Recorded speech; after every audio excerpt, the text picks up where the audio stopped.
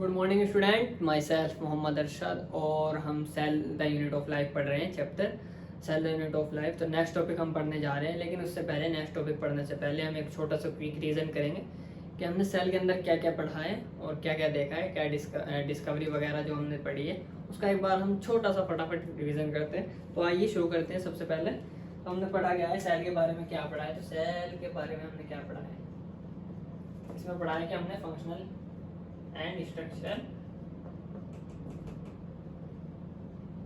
Unit of life, यही पढ़ा हमने सेल के बारे में। Cell is the structural and functional unit of life. और एक और हमने एक क्वेश्चन भी आपसे पूछा था कि उसमें हमने पढ़ा था कि anything less than cell, anything less than cell can never have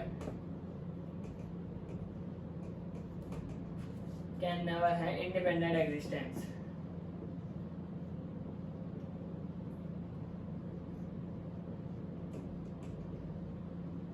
तो ये हमने आपको पिछली वीडियो में बहुत अच्छे तरीके से समझा दिया कि anything less than cell can never have independent existence, के मतलब सेल से कम कोई भी अगर होगा, जैसे माइटोकॉन्ड्रिया होगा, माइटोकॉन्ड्रिया होगा, गोल्जी बॉडी होगा, एंडोप्लाज्मिक रेटिकुलम होगा, तो उसके अलावा मतलब हम अगर उन्हें सेल से अलग करते तो वो अपना काम अकेले खुद से नहीं कर सकते हैं, इंडिपेंडेंटली वो अपना काम परफॉर्म नहीं कर सकते हैं। तो यह पढ़ा था हमने, anything less than cell can never have independent existence. और जैसे कि एक हमारा अमीबा है, ये अमीबा, तो ये हमारा एक यूनिसेल्युलर ऑर्गेनिज्म है, यूनिसेल्युलर ऑर्गेनिज्म। तो ये अपना काम खुद से परफॉर्म कर सकता है, जैसे कि ये फूड इनटेक कर सकता है और ये वेस्ट मटेरियल बाहर निकाल सकता है और O2 भी कंजप्शन कर सकता है। तो ये सब काम अपने खुद से कर सकता है क्योंकि यूनिसेल्युलर ऑर्गेनिज्म है। तो एक सिंगल सेल अपना काम प्रॉपर तरीके से कर सकता है, लेकिन एक सिंगल सेल से कम कोई भी चीज़ हो, mitochondria, Golgi body, endoplasmic reticulum, कुछ भी हो, वो अपना काम खुद से नहीं कर सकता है। तो ये हमने पिछली वीडियो में भी आपको बताया था और अब भी हमने आपको रिविजन के अंदर बता दिया है। तो कुछ और चीज़ें हम देखते हैं फटाफट। फिर हमने पढ़ा था डिस्कवरी ऑफ सेल के बारे में। हाँ, उससे पहले हमने पढ़ा था यूनिसेल्युलर, मल्टीसेल्युलर, प्रोकैरियोट, यूकैरियोट, इन सब के बारे में हमने पढ़ा था। Unicellular, multicellular, single cell organism, multicellular, multiple cell, prokaryotic मतलब प्रिमिटिव टाइप, यूकैरियोटिक मतलब true cell wall, true nuclear membrane, इस सब के बारे में पढ़ा था। फिर हमने पढ़ा था डिस्कवरी के बारे में। तो डिस्कवरी में हमने सबसे पहले क्या पढ़ा था, डिस्कवरी ऑफ सेल। तो डिस्कवरी ऑफ सेल हमने पढ़ा था कि जो डेड सेल की डिस्कवरी करी थी कैम्बियम के कोर्क के अंदर, तो की थी रॉबर्ट हुक ने, जिसको हमने फादर ऑफ साइकोलॉजी भी कहा था। फिर उसी की तरह हमने बात की थी लिविंग सेल की डिस्कवरी के बारे में।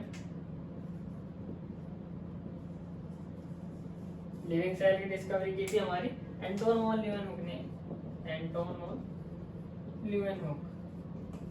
इसके बारे में हमने आपको पिछले वीडियो में बता दिया था। फिर ऐसे ही बात करते हैं हम, फटाफट बात करते हैं हम न्यूक्लियस की डिस्कवरी के बारे में।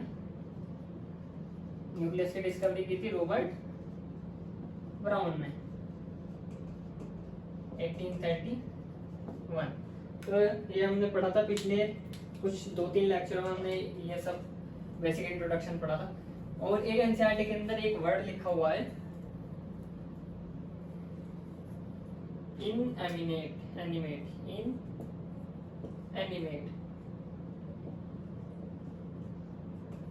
तो इसका मतलब हम जानने की कोशिश करेंगे आज। इनएनिमेट का मतलब होता है हमारा नॉन लिविंग थिंग।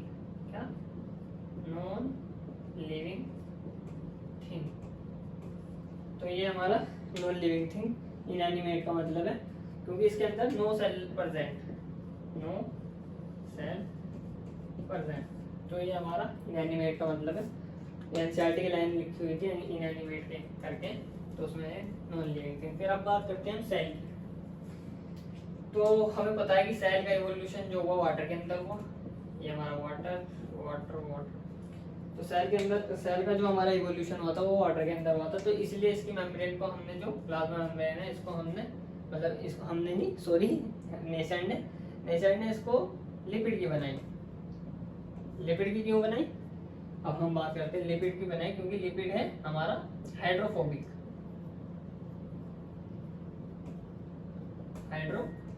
हाइड्रोफोबिक मतलब जो, हाइड्रो मतलब वाटर और फोबिक मतलब हीट। हाइड्रो मतलब वाटर प्लस हीटर, फोबिया मतलब हेटर, किसी चीज से दुश्मनी हो उसे कहते हैं फोबिक। हाइड्रोफोबिक मतलब, तो लिपिड को क्या है, वाटर से दुश्मनी है। तो जब हमारा सेल इवॉल्व हुआ पानी के अंदर, तो सेल के आसपास सारा पानी पानी था, तो सेल की रिएक्शन कराने के लिए हमें लेस अमाउंट ऑफ वाटर की रिक्वायरमेंट थी। तो इस वजह से सेल के अंदर हम पानी की एंट्री को रोकने के लिए जो नेचर ने जो लिपिड मेम्ब्रेन बनाई वो थी लिपिड की मेम्ब्रेन। तो लिपिड क्या था, हाइड्रोफोबिक था। हाइड्रोफोबिक मतलब जो वाटर को अपने पास नहीं आने देता।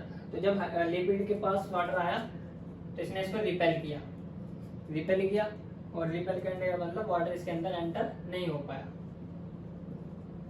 वाटर की एंट्री नहीं हो पाई, इसलिए इसको लिपिड की बनाई गई। इसका मतलब ये नहीं कि लिपिड के सेल के अंदर वाटर की एंट्री नहीं है। सेल के अंदर वाटर की एंट्री है, लेकिन कुछ चैनल्स के थ्रू होती है वो, जिनको हम एक्वापोरेंस के नाम से जानते हैं, जो हम आपको पढ़ाएंगे कि एक्वापोरेंस क्या होते हैं। तो एक्वापोरेंस, एक्वा मतलब तो सभी जानते हैं, एक्वा मतलब वाटर, पोरेंस मतलब पोर। तो एक्वापोरेंस के थ्रू वाटर की एंट्री होती है। तो ये पढ़ा था हमने। और क्या क्या होता है इसके अंदर, सेल के अंदर हमारा क्या होता है, मेम्ब्रेन, जो कि लिपिड की बनी हुई है, जो हाइड्रोफोबिक नेचर की है। कैसी, हाइड्रोफोबिक नेचर की है। फिर हमारा है दूसरा होता है हमारा न्यूक्लियस, या जिसे हम जेनेटिक मटेरियल भी बोलते हैं, जेनेटिक मटेरियल। फिर हमारा तीसरा क्या है, बोल हुआ ऑर्गेनेली। तो हमारा तीसरा क्या है, बोल हुआ ऑर्गेनेली। और इसके अंदर क्या चलती है, हमारी रिएक्शन। और जहां पे रिएक्शन अगर होती है उस पैलेस को कहते हैं हम एरेना। क्या, एरेना। सेल के जिस एरिया में रिएक्शन अकर होती है उसको बोलते हैं हम एरेना। क्या बोलते हैं, एरेना। जहाँ क्या होती है, रिएक्शन अकर। तो ये रिएक्शन अगर पहले से जहाँ पे हमारी रिएक्शन चलती है तो उसको बोलते हैं हम एरेना। अब बात करते हैं हम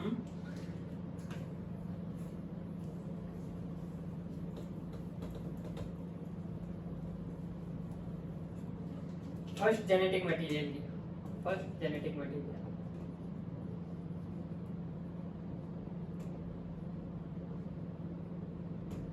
तो जब पहली सेल बनी जो प्रोकैरियोट थी, तो उसके अंदर जो हमारा जेनेटिक मटेरियल था, फर्स्ट जेनेटिक मटेरियल था, उसका नाम था, उसको बोलते थे हम आरएनए।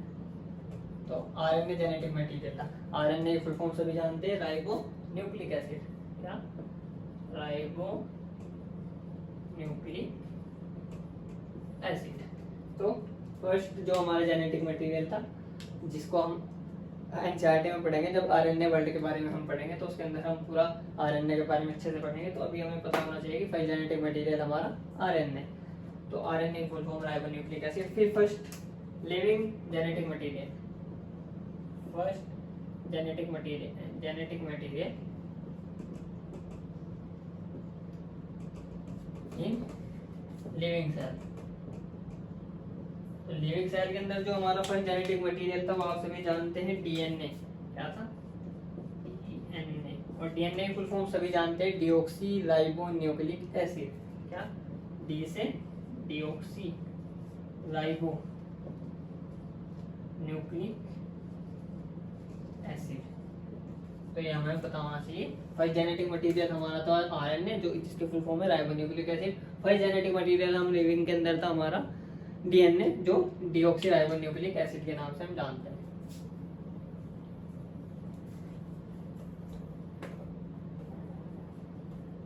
अब बात करते हैं एनसीईआरटी के अंदर हमारी सेल थ्योरी दी गई है, लेकिन सेल थ्योरी पढ़ने से पहले हम सभी ऑर्गेनेली के बारे में पढ़ेंगे। जैसे हम पूरी ऑर्गेनेली को खत्म कर लेंगे, जैसे हम एंडोमेम्ब्रेन सिस्टम के बारे में पढ़ेंगे, फिर उसके बाद हम प्लास्टिड के बारे में पढ़ेंगे, क्रोमोसोम के यार और एंडोप्लाज्मिक रेटिकुलम गोल्जी बॉडी के जब हम बारे में पढ़ेंगे, उसके बाद हम सेल थ्योरी के बारे में आएंगे, ताकि हम अच्छे से समझ सकें कि सेल थ्योरी किसने दी थी, क्यों प्रपोज की थी और क्या डिफरेंस था हमारा शेल्डन और स्वान के ने जो मतलब डिस्कवरी की थी, उसमें हमने क्या क्या देखा। तो उससे पहले हमने कहा था कि हम पहले सेल थ्योरी पढ़ेंगे, लेकिन अब हम सेल थ्योरी नहीं, पहले सबसे पहले हम ऑर्गेनेल के बारे में पढ़ेंगे। लेकिन उससे पहले हमारे एनसीईआरटी के अंदर पैराग्राफ है जो ओवरव्यू के नाम से दिया गया है, ओवरव्यू ऑफ सेल के बारे में। तो ये ओवरव्यू ऑफ सेल, वैसे तो हमने पूरा ओवरव्यू सेल का बता ही दिया है, लेकिन एनसीईआरटी के अकॉर्डिंग एनसीईआरटी क्या कहना चाह रही है, एनसीईआरटी के अकॉर्डिंग हम देखते हैं कि ओवरव्यू ऑफ सेल के अंदर क्या दिया गया है। तो एनसीईआरटी ने क्या कहा है सबसे पहले कि जो एनिमल सेल है हमारी, क्या एनिमल सेल है, उसको हमने चिक के अंदर मतलब गाल के अंदर ऑब्जर्व किया। चिक गाल की सेल मतलब निकाल ली, गाल की सेल, चिक की सेल ली और उसको क्या किया, ऑब्जर्व किया। और उसके अंदर हम साइंटिस्टों ने क्या पाया कि उसके अंदर क्या था, हमारा प्लाज्मा मेम्ब्रेन, आउटर जो लेयर थी, आउटर जो कवरिंग थी वो थी हमारी प्लाज्मा मेम्ब्रेन या सेल मेम्ब्रेन।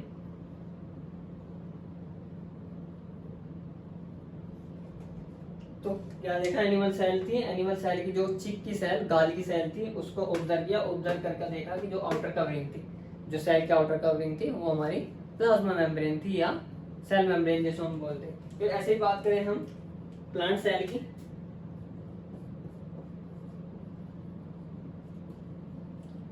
प्लांट सेल में जो सेल ली गई थी, जिस प्लांट की सेल ली गई थी उसका था ओनियन पील लिया गया था।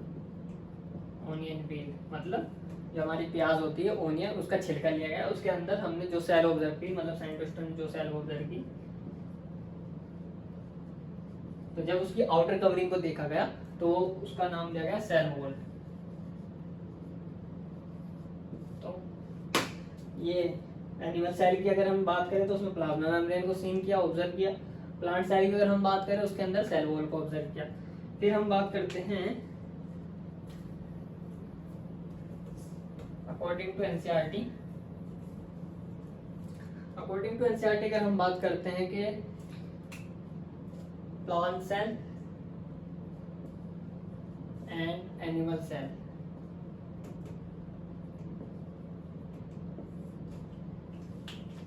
इसमें एक डेंस स्ट्रक्चर पाया गया, सीन ऑब्जर्व किया गया, डेंस स्ट्रक्चर, डेंस मतलब ठोस स्ट्रक्चर पाया गया। जैसे सेल, इसके सेंटर में एक ठोस स्ट्रक्चर पाया गया और उसको नाम दिया गया न्यूक्लियस। क्या, न्यूक्लियस के नाम से जिसको हम जानते हैं, उसको डेंस स्ट्रक्चर कहा जब प्लांट और ये दोनों सेल के अंदर पाया जाता है, प्लांट सेल के अंदर भी और एनिमल सेल के अंदर भी। और जिसके अंदर हमारा क्या मिलता है, ये हमारा सेल है, इसके अंदर ये हमारा डेंस स्ट्रक्चर न्यूक्लियस है, इसके अंदर भरा होता है क्रोमैटिन, ये हमारा क्रोमैटिन पाया गया है। तो ये हमारा प्लांट और एनिमल सेल के अंदर क्या डेंस स्ट्रक्चर पाया गया, जिसको हम बोलते हैं न्यूक्लियस। और न्यूक्लियस के अंदर क्या प्रेजेंट होता है, हमारा जेनेटिक मटेरियल जो क्रोमैटिन की फॉर्म में प्रेजेंट होता है। और ड्यूरिंग डिवीजन ये हमारे क्रोमोसोम की फॉर्म में होता है।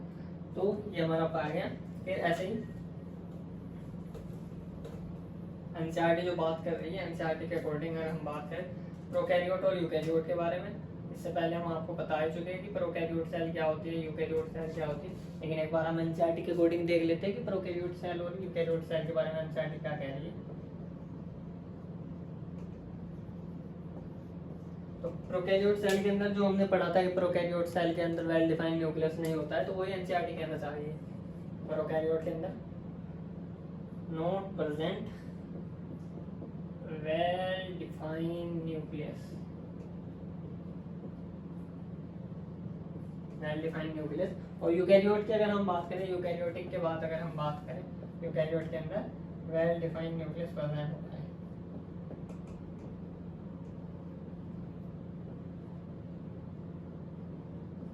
तो वेल डिफाइंड न्यूक्लियस प्रेजेंट होता है हमारा यूकैरियोटिक के अंदर, और प्रोकैरियोट के अंदर हमारा वेल डिफाइंड न्यूक्लियस प्रेजेंट नहीं होता है। मतलब अगर हम आपको डायग्राम के अकॉर्डिंग दिखाएं, ये हमारा सेल, सेल के अंदर ये हमारा न्यूक्लियस, तो ये इसके पास जो न्यूक्लियर मेम्ब्रेन होनी चाहिए थी वो नहीं है, ये एब्सेंट है, ये हमारी एब्सेंट है। और ऐसे ही अगर हम बात करें यूकैरियोट के अंदर, ये हमारा यूकैरियोटिक सेल है और इसके अंदर जो हमारी न्यूक्लियस प्रेजेंट है वो एक वेल डिफाइंड न्यूक्लियर मेम्ब्रेन के अंदर है, और ये हमारा क्रोमैटिन है। तो ये हमारा यूकैरियोटिक सेल है, ये हमारा प्रोकैरियोटिक सेल है, और प्रोकैरियोटिक सेल के अंदर हमारी एक ऑर्गेनेली भी प्रेजेंट होती है जिसको हम राइबोसोम बोलते हैं। ये राइबोसोम हमारी प्रोकैरियोट के अंदर भी मिलती है, लेकिन राइबोसोम हमारे यूकैरियोट के अंदर भी मिलती है। ये हमारी यूकैरियोट के अंदर भी मिलती है। यूकैरियोट के अंदर राइबोसोम के अलावा हमें क्या मिलता है, ईआर, एंडोप्लाज्मिक रेटिकुलम और Golgi body, mitochondria, plastid, lysosome, तो और भी हमारी बहुत सारी ऑर्गेनेली प्रेजेंट होती है यूकैरियोट के अंदर, और प्रोकैरियोट के अंदर हमारी राइबोसोम प्रेजेंट होती है। तो ये हमारी ओवरव्यू था जो एनसीईआरटी ने दिया था।